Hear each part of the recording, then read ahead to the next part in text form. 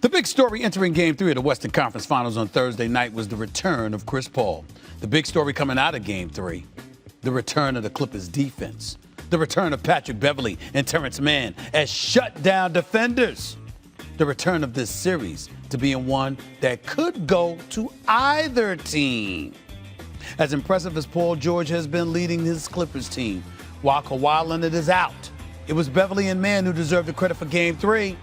Holding Devin Booker to just 15 points, his postseason low on 5 of 21 shooting. CP3, an extra jump he had in his legs from sitting out almost 2 weeks, stifled from the jump by that suffocating D, shooting just 5 of 19 himself. That's 10 for 40 for those of y'all that can't count. Patrick Beverley and Terrence Mann changed the complexion of this series in Game 3.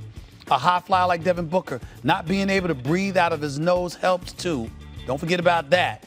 But on Saturday night in Game 4, we'll see if Devin Booker and CP3 can adjust to that defense, if they can counter. If anybody can, it's those two. CP3 is like a basketball supercomputer, the ultimate coach on the floor. I think Phoenix bounces back, and if they do, this series will be over in 5 on Monday night. Done. But if they don't, if Beverley and Terrence Mann are still able to dictate the pace, this series is going 7 games. And it will be all because of that Clippers defense. Defense! A thing that I've heard wins championships. I'm just saying.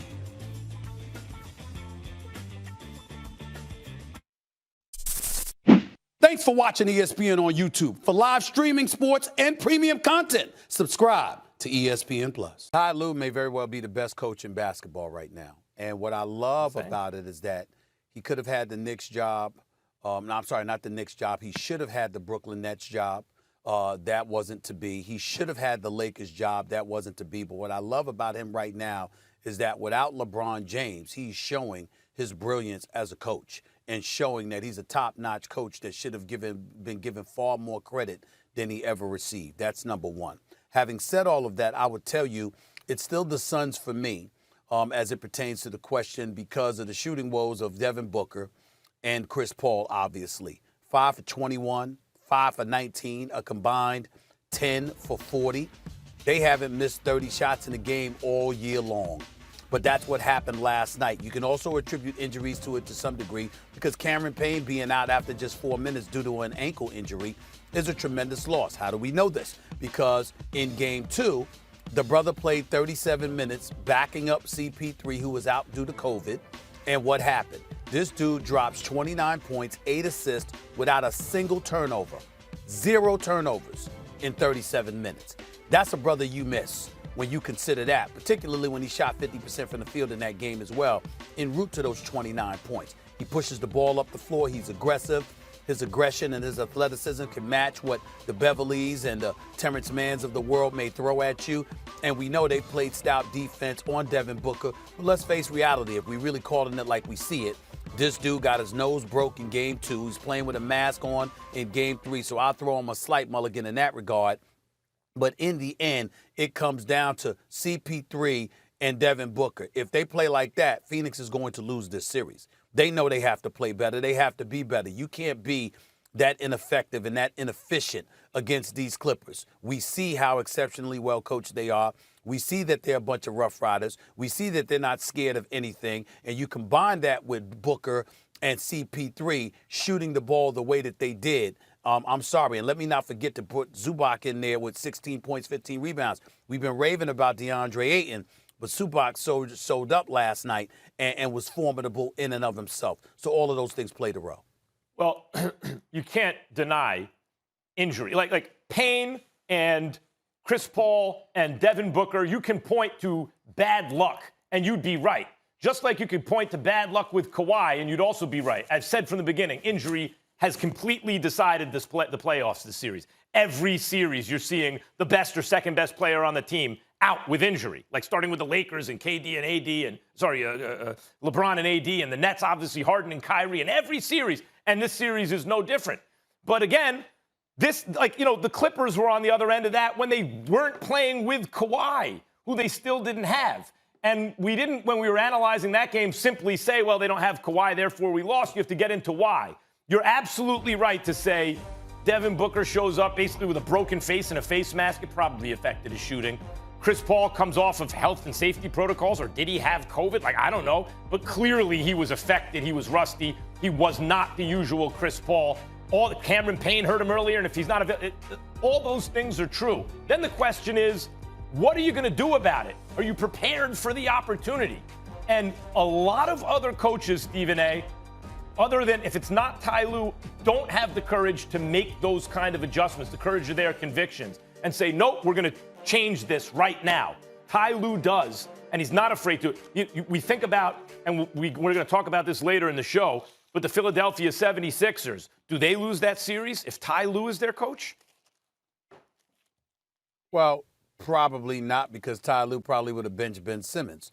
So that's something that's worthy of pointing out. I don't know the answer to that question. But what I will tell you is this. When you look at these playoffs, we got a Clippers team. Just like I said, these playoffs, are injuries aside, these playoffs have been incredibly thrilling. I mean, right now, night to night, we're looking at the Atlanta Hawks, and I said to you the other day, they could win the championship. Well, guess what? So could the Clippers without Kawhi Leonard. I don't see him winning the championship without Kawhi, listen, Stephen A. I didn't say I see it, man. I said they could. That's all I'm trying to say. Everything's up for grabs. And what I mean is everything's up for grabs, because right now, let's say, for example, Atlanta.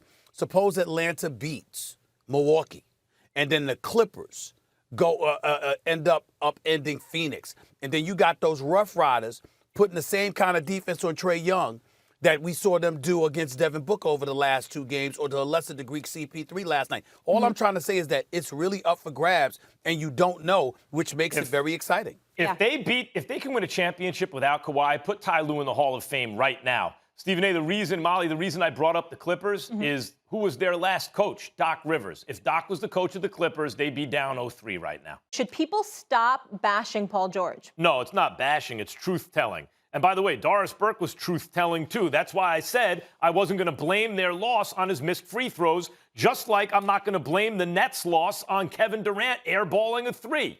Because, yes, he played all those minutes, and he had carried his team, and he was exhausted, and he missed the shot. Same thing with Paul George. She pointed it out. He's been carrying his team, or at least leading a team in the absence of Kawhi.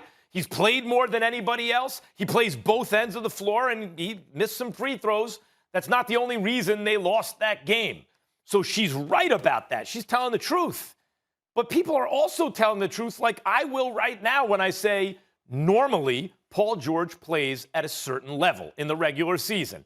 Not quite MVP level, but it ain't just a run-of-the-mill all-star either. It's an all-star plus level.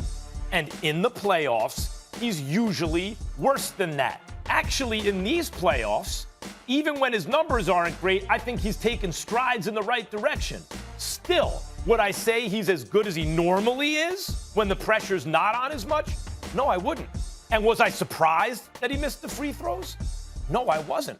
We all see it. Like, you don't want to hang a dude with that rap, right? You understand I take no pleasure in saying it, but you look at a dude like Trae Young, you can see the bigger the moment, the better he plays. And Paul George seems to have the opposite issue. The bigger the moment, the lesser the version of himself he becomes. Now, normal Paul George is an excellent player.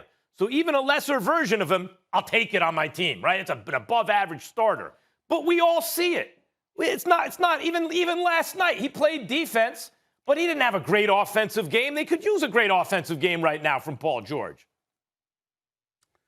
Let me chime in here. First of all, thanks to Big Perk for the job you did yesterday on SportsCenter with Stephen A. I think you're doing a sensational job, and I love you for the job that you're doing, Big Bro. I just wanted to say that on national television.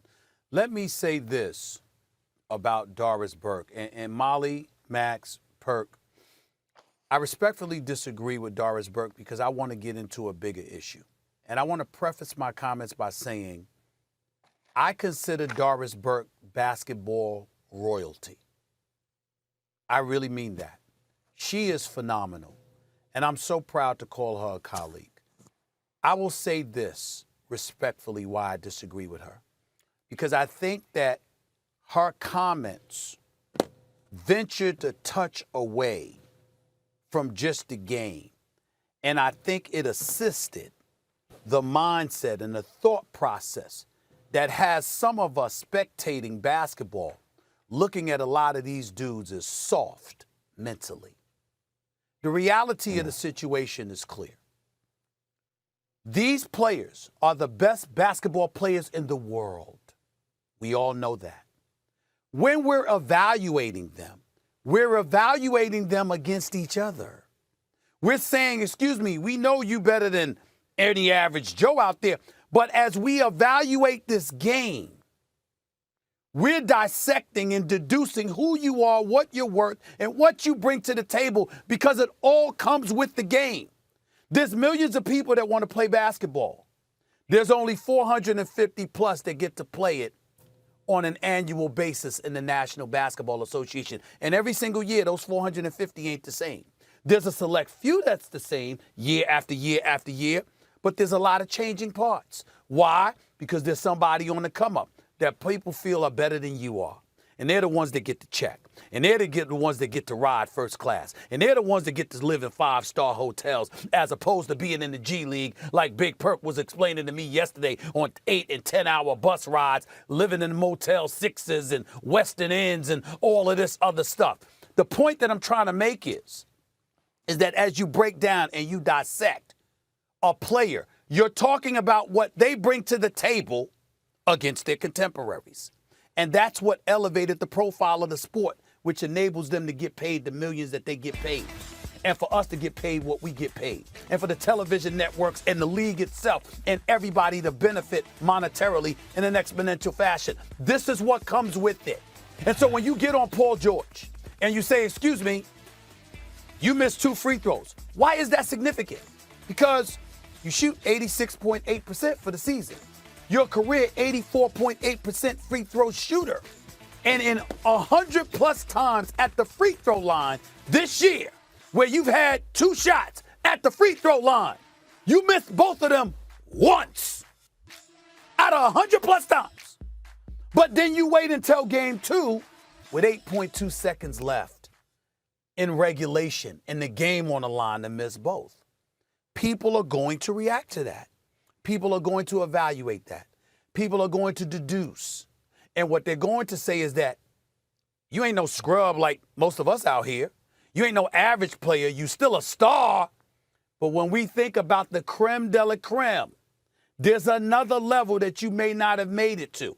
And it's up to Paul George to prove otherwise, which he has an opportunity to do. There's nothing wrong with that.